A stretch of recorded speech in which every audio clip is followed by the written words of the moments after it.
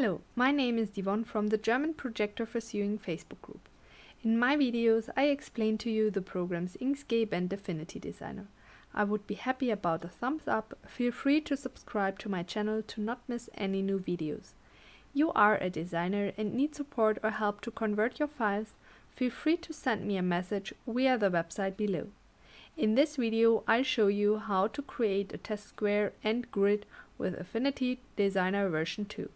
If you have any questions or suggestions, feel free to write me in the comments.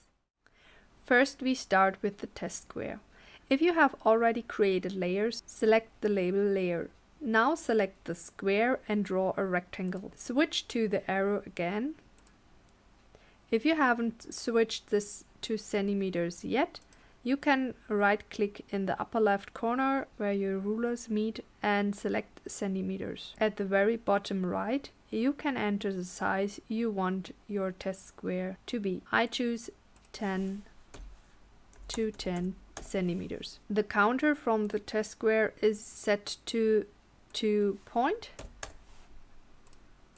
Then we add text so we know how big the square should be.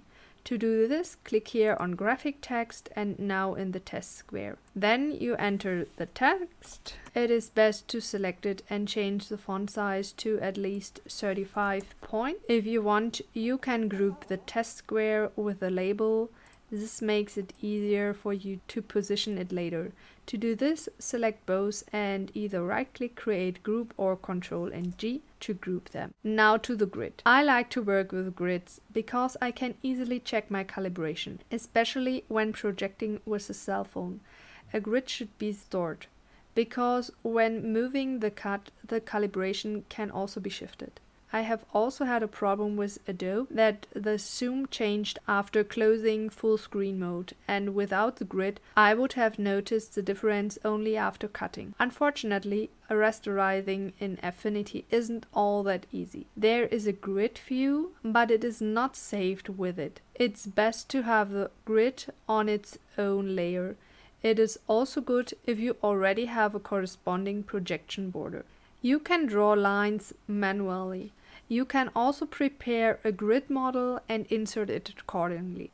You have then to change to pen tool and draw the line from top to bottom or from left to right. To make it faster, I use Inkscape for this. I'll show you a 10 to 10 centimeter grid. If you want another size, have a look at my Inkscape video on how to create a grid. First, I'll look at a file and document setup to see how big my file is. Now I open Inkscape. There I enter the same page size in File, Document Properties.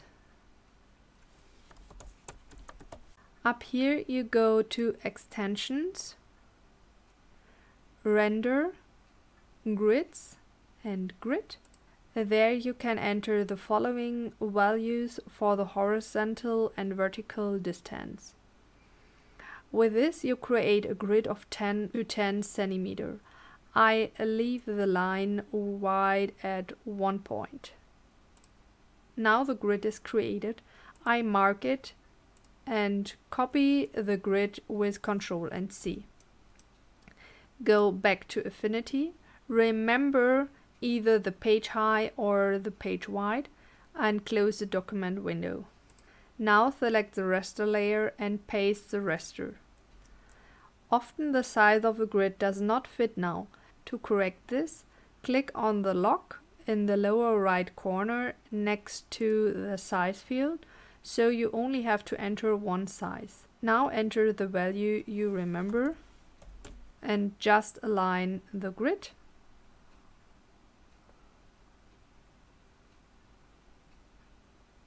We are at the end of this video. I hope it was helpful to you.